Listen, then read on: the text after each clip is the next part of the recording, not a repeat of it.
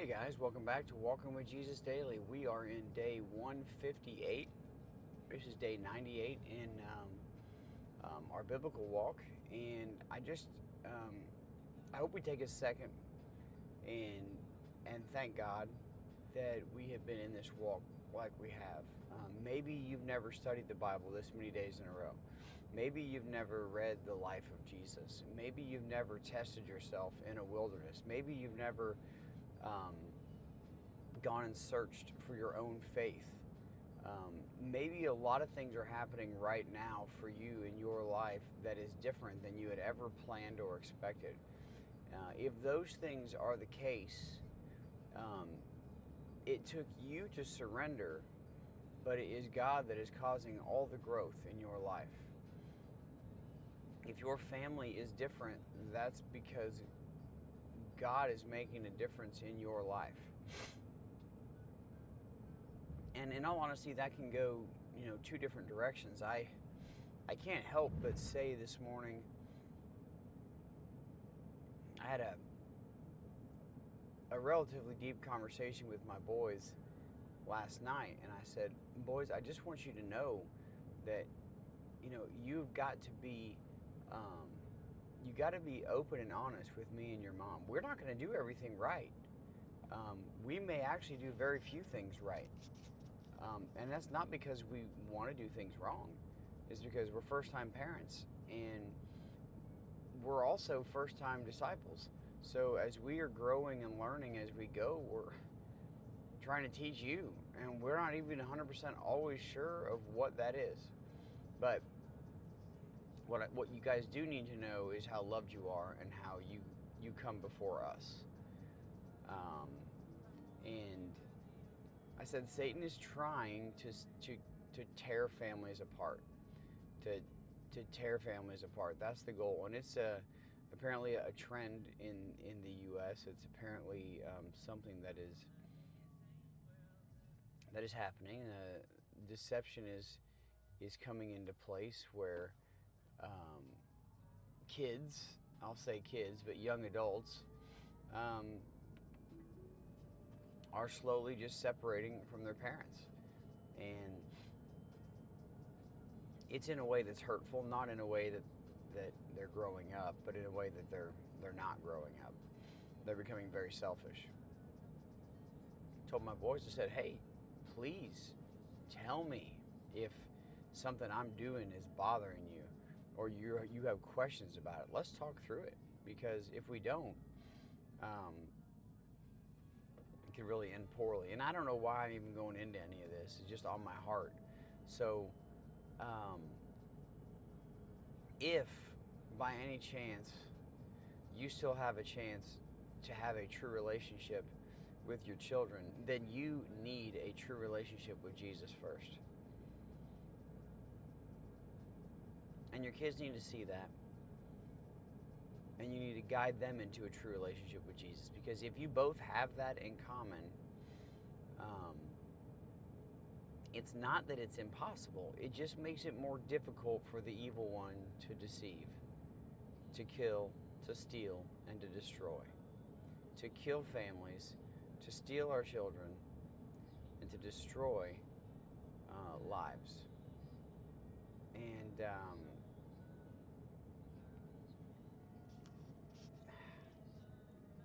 it just bothers me inside to my core to think that could ever even be a possibility with my children. But we'll keep going. Today is a big lesson, and if I keep talking, we're never going to get through it. This is one of my absolute favorite miracles of the New Testament. Maybe my favorite. We just went through what I think is my favorite parable, and now my favorite miracle, all kind of rolled up into one. Now we got a lot to read, so I'm going to read a lot first, and then we'll go into the discussion with the mashup. We got Matthew, Mark, and Luke once again telling the same story from three different perspectives. Remember, if you had three people witness something, all from different angles, and they're different people, they're all going to tell the story a little bit differently, but it's going to be the same story. that's the same thing here. If you have not had time to pray or praise, please go do that. If you have not had an opportunity to serve, or I forget what my other S word was, but please go do that, so that you are prepared to receive what God has to say in His Word.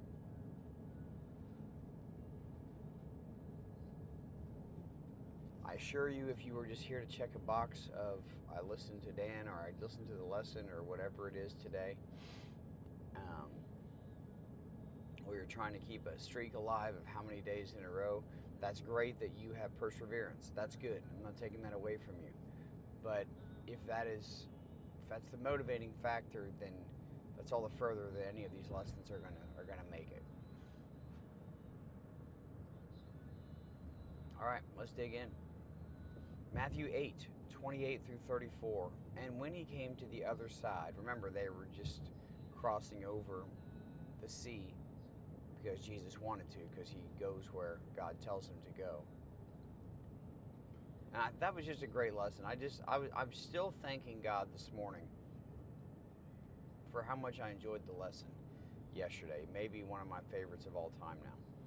But so when they come to the other side, to the country of the Gadarenes, 2 demon-possessed men met him coming out of the tombs. 2, so fierce that no one could pass that way. And behold, they cried out, "What have you to do with us, O Son of God? Have you come here to torment us before the time?" Now a herd of many pigs was feeding at some distance from them. And the demons begged him, saying, "If you cast us out, send us away into the herd of pigs." And he said to them, "Go." So they came out and went into the pigs, and behold, the whole herd rushed down the steep bank into the sea and drowned in the waters. The herdsmen fled, and going into the city they told everything, especially what had happened to the demon-possessed men.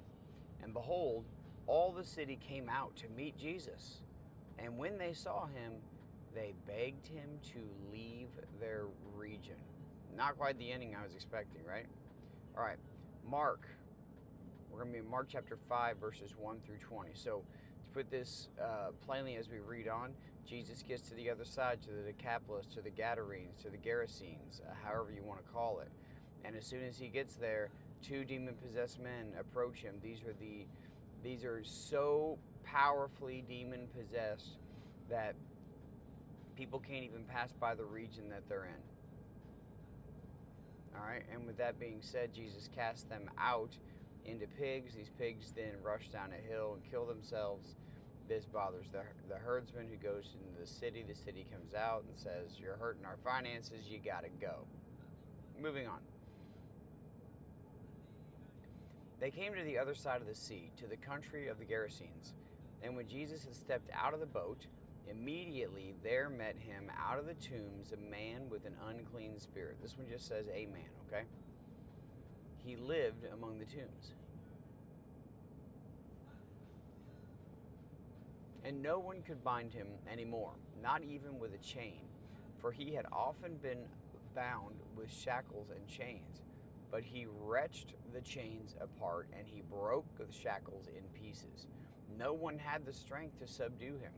Night and day among the tombs and on the mountains, he was always crying out and cutting himself with stones. And when he saw Jesus from afar, he ran and fell down before him. And crying out with a loud voice, he said, "What have you to do with me, Jesus, Son of the Most High God? I adjure you by God." He adjures Jesus in the name of God, "Do not torment me." For he was saying to him, "Come out of the man, you unclean spirit." And Jesus asked him, "What is your name?" He replied, "My name is Legion, for we are many." And he begged him earnestly not to send them out of the country. Now a great herd of pigs was feeding there on the hillside. And they begged him, saying, it's funny that's pigs, right? Okay. And they begged him, saying, send us to the pigs, let us enter them. So he gave them permission. And the unclean spirits came out and entered the pigs. And the herd, numbering about 2,000, rushed down the steep bank into the sea and drowned in the sea. The herdsmen fled and told it in the city and in the country. And people came out to see what it was that had happened. And they came to Jesus and saw the demon-possessed man, the one who had the legion, sitting there clothed and in his right mind. And they were afraid. And those who had seen it described to them what had happened to the demon-possessed man and to the pigs. And they began to beg Jesus to depart from their region. As he was getting into the boat, the man who had been possessed with demons begged him that he might be with him. And he did not permit him, but said to him, go home to your friends and tell them how much the Lord has done for you, and how he has had mercy on you. And he went away and began to proclaim in the Decapolis how much Jesus had done for him, and everyone marveled. Kind of a cool story, right? Because we're at a place where God is not seen. So the only thing that is seen is evil or demonic or pagan worship. And so with that being said, if that's all that you know, then that's all that you think there is, then maybe they're thinking that Jesus is the most powerful of the demons or the most powerful of evil. Jesus, of course, straightens this out, but you can imagine if that's all you know, then that's all you know. And you're about to learn something new, and new is scary. All right, let's read Luke's version of this story in 8:26 through 39. All right. Then they sailed to the country of the Gerasenes, and this is also the Decapolis, right? Which is opposite Galilee. So on the opposite side of like Nazareth, right? If Nazareth is if Nazareth is like Tampa, then this would be like Daytona, right? Okay. And that would make okay. When Jesus had stepped out on land, there met him a man from the city who had demons.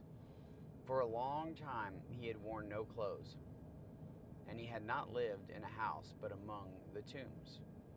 When he saw Jesus, he cried out and fell down before him and said with a loud voice, what have you to do with me, Jesus, Son of the Most High God? I beg you, do not torment me. For he, Jesus, had commanded the unclean spirit to come out of the man. For many a time it had seized him. He was kept under guard and bound with chains and shackles, but he would break the bonds and be driven by the demon into the desert. Jesus then asked him, what is your name? And he said, Legion, for many demons had entered him. And they begged him not to command them to depart into the abyss. Now a large herd of pigs was feeding there on the hillside, and they begged him to let them enter these. So he gave them permission. Then the demons came out of the man and entered the pigs, and the herd rushed down the steep bank into the lake and drowned. When the herdsmen saw what had happened, they fled and told it in the city and in the country.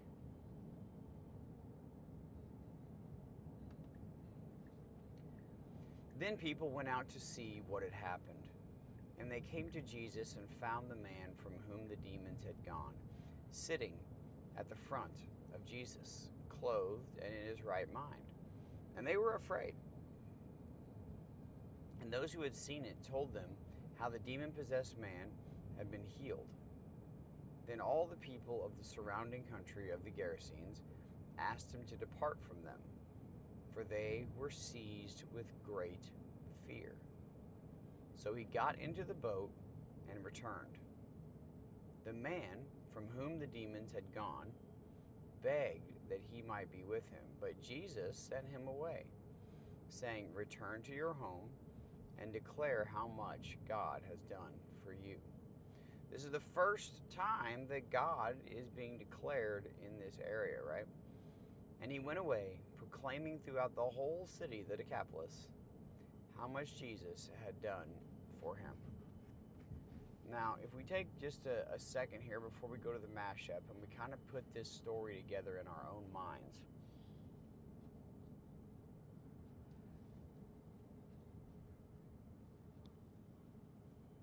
Jesus is being sent by the Spirit across to the 10 cities, the Decapolis, the 10 cities of pagan idol worship. Jesus is taking the good news of the kingdom that we just spent, 2 weeks studying, something like that? Actually, the whole time studying, that's all that he's taught, right? Jesus is having his disciples go that way. A great storm comes up. Jesus has power over the storm. Jesus is with us in the storm. Jesus allows the disciples to go through the storm. They see his power. They are amazed.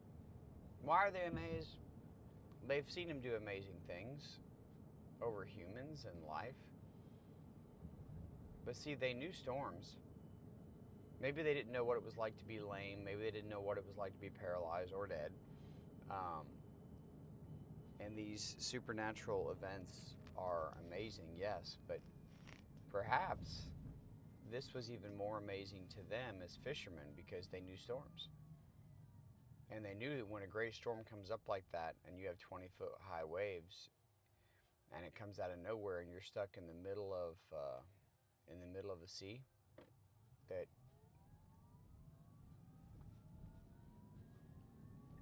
well, quite frankly, you may not make it. And when Jesus just wakes up and tells the storm to be quiet and it listens, that would have to be mind-altering. It's mind-altering for me to think about. Sometimes we just really want Jesus to quiet that storm right away.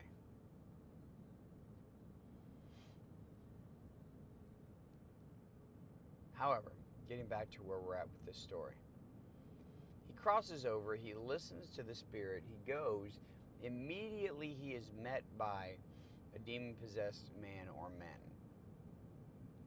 So powerful, their name is Legion. Legion means thousands. It's more specific. It could mean 5,000, 10,000, 12,000, something like that. Anyway, if your name is Legion and you are demon-possessed, that's a bad sign. That might mean you have a whole bunch of demons in there.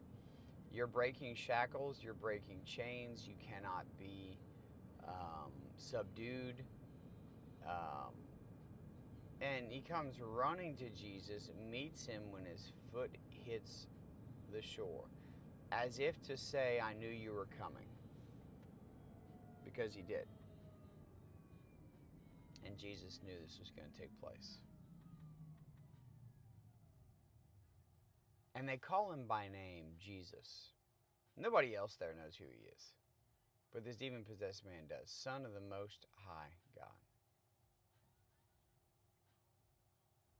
Well, let's read the mashup. Let's go through it together. Let's see what the point of this story is. And Holly, if you're listening to this, you did a fantastic job with this. Then they sailed to the other side of the sea, to the country of the Gerasenes, which is opposite Galilee. When Jesus had stepped out of the boat on land, immediately 2 demon-possessed men met him, coming out of the tombs, so fierce that no one could pass that way. So immediately, stepping out of the boat onto the land, as if to say, "This is my area," these 2 demon-possessed men come. These two demon-possessed men come to Jesus. These are so fierce that no one can pass by where they are. For a long time, they had worn no clothes. So we got naked guys. And had not lived in a house, but among the tombs. Among the tombs. Tombs of dead people. Driven out by the demon into the desert. Interesting, Jesus went into the desert led by the very Spirit of God. Into the desert where most likely demons and obviously Satan were waiting to tempt him. And no one could bind them anymore, not even with a chain. For they had often been bound with shackles and chains, but wrenched the chains apart and broke the shackles in pieces.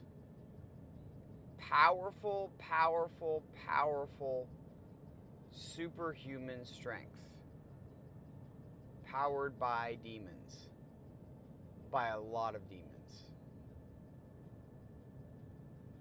Are we hearing this? What does this mean? That people were possessed by demons? Yes.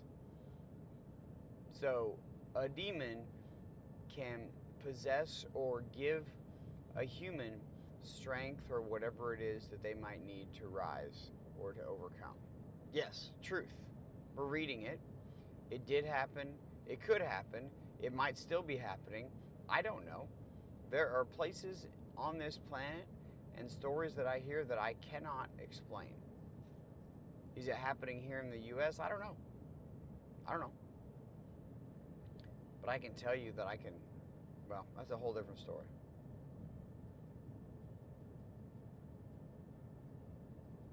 And broke the shackles in pieces.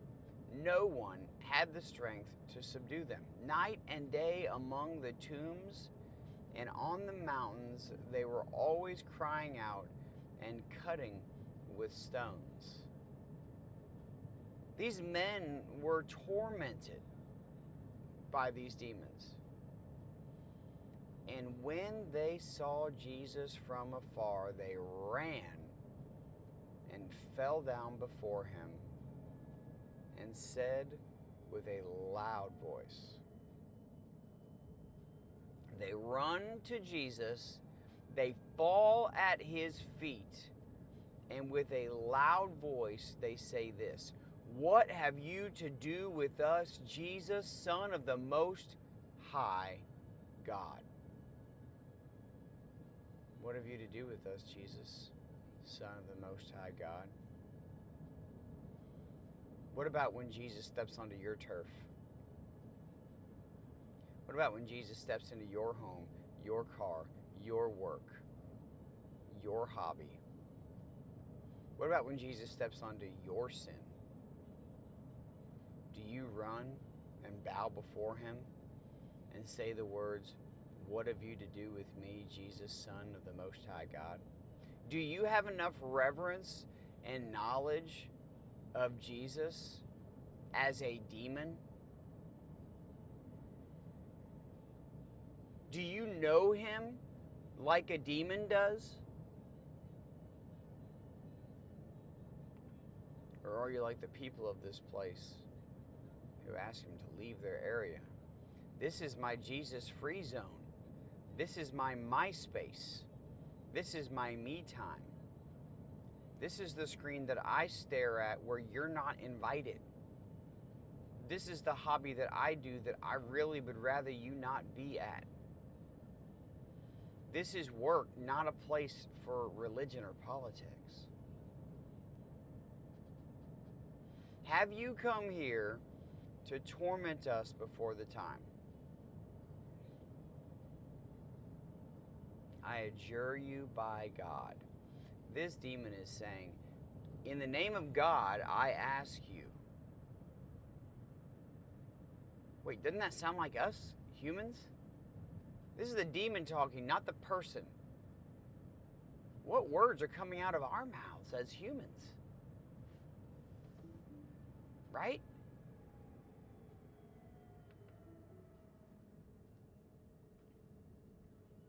come here to torment us before the time, before the judgment, because it's not the judgment yet. We're not supposed to be sent away yet. I adjure you by God, do not torment us, for he had commanded the unclean spirit to come out. He told the spirit, come out of the men, you unclean spirit. Jesus then asked the unclean spirit, what is your name?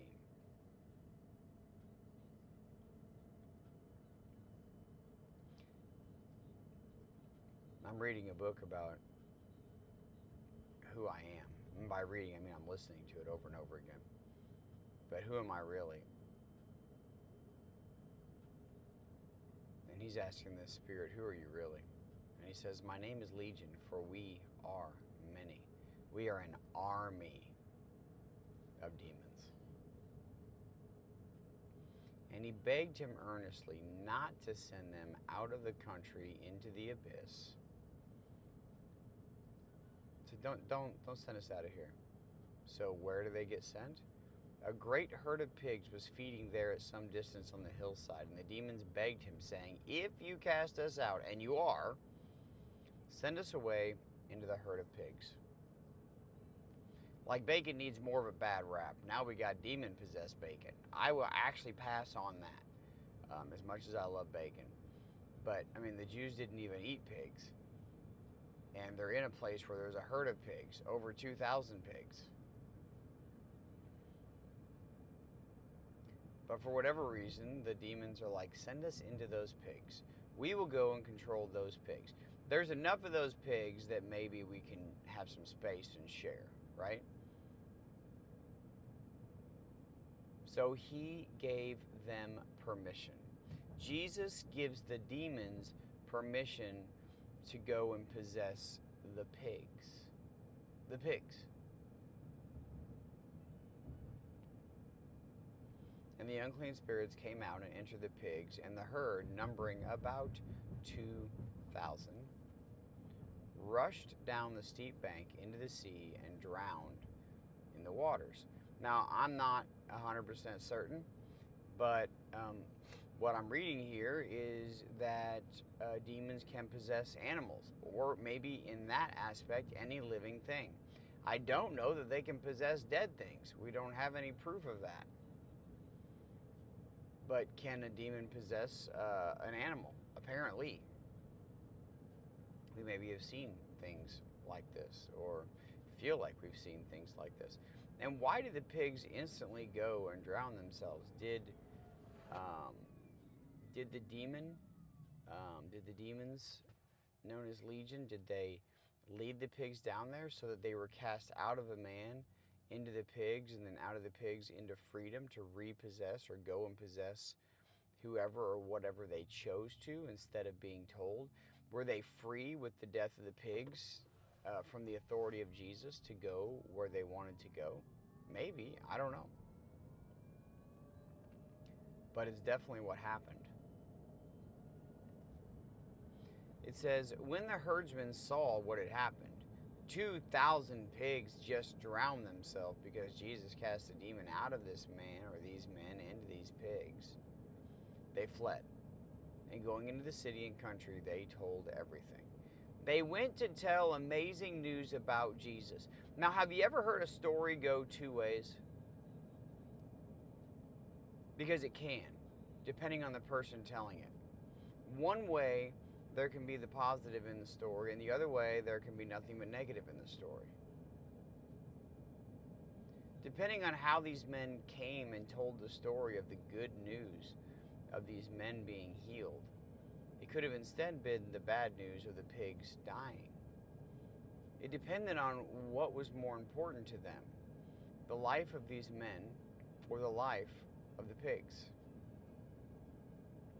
It says, and people came to see what it was that had happened. And they came to Jesus and saw those from whom the demons had gone, who had the legion, sitting there at the feet of Jesus, clothed and in their right mind. And they were afraid. The people saw these men who were very well known, saw these men clothed in their right mind, at the feet of Jesus. And this seized them with great fear. And rightfully so. When the people who had seen it described to them what had happened to the demon-possessed and to the pigs, and how those who had demons had been healed. So it was described to all the people what happened. Imagine that story. The men just came running up to Jesus and they called him by name. And Jesus sent them into the pigs. There was this strange conversation between demons and Jesus. And he sent the demons out of the men and into the pigs. And the pigs just ran down the slope, the steep slope, into the water. And they all drowned themselves. That was a crazy day.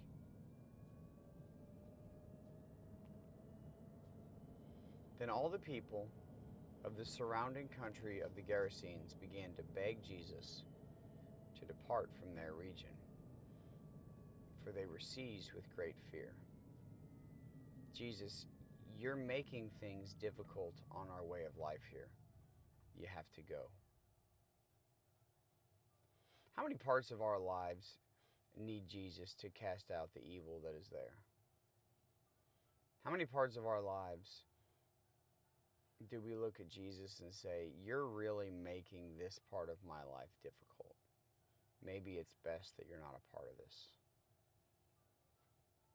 How many places have we quietly, secretly gotten rid of Jesus where he needs to be? Because this is an amazing story about the power of evil, demon-possessed men and demon-possessed pigs, and the words of Jesus and the words of demons, demons swearing in the name of God,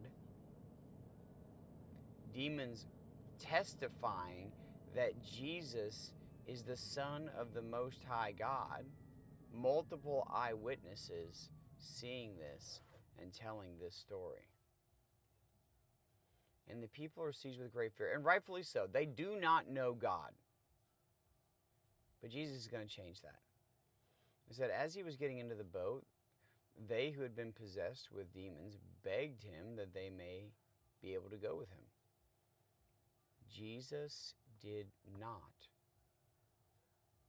permit them, but said, go home to your friends and tell them how much the Lord God has done for you and how he has had mercy on you. Let me tell you this right now.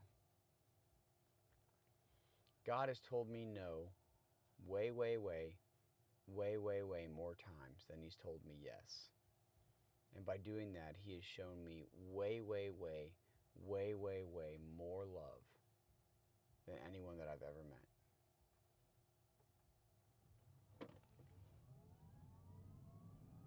Don't you think that Jesus would want this man to be with him? Of course. This man wanted nothing to do with the way of life that he was once in. Jesus did not permit him to go with him, but instead, he said, go. He's essentially saying, go make disciples.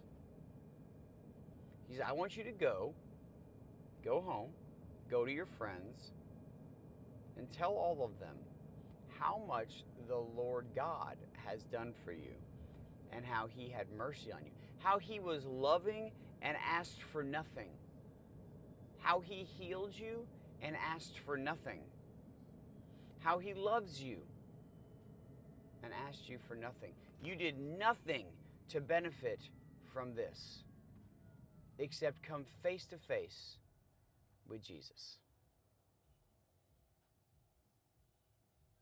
And they went away and began to proclaim in the Decapolis how much Jesus had done for them. And when the story was being shared, it says everyone marveled. Now you think about this for a second. Isn't this us?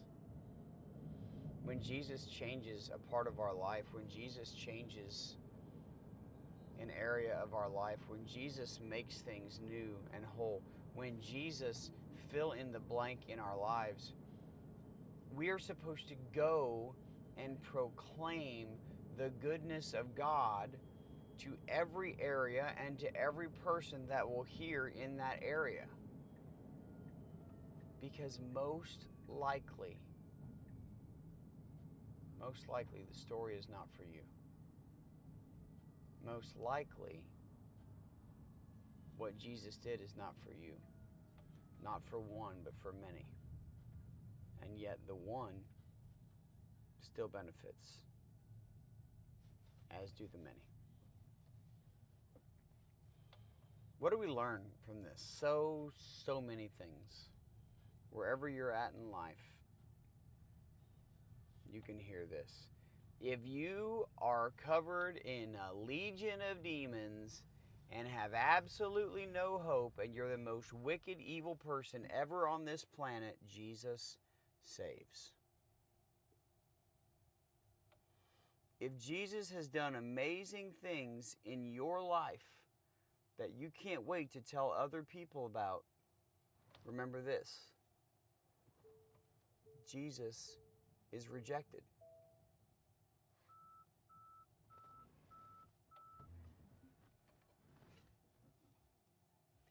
If Jesus has saved you in a way that is unbelievable and undeniable, and you want nothing more than to sit at his feet and follow him everywhere he goes, Jesus may tell you no.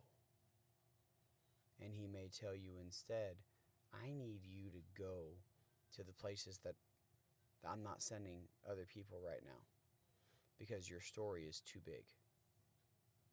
And your job is to go and tell everyone how good the Lord your God is, who the true Lord God is, and tell of the mercy of the one true God.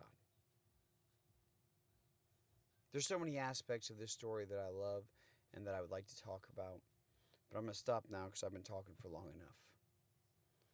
I want you to just sit in this story for a while and think about it from every angle and give God thanks for how good he is. I love you guys.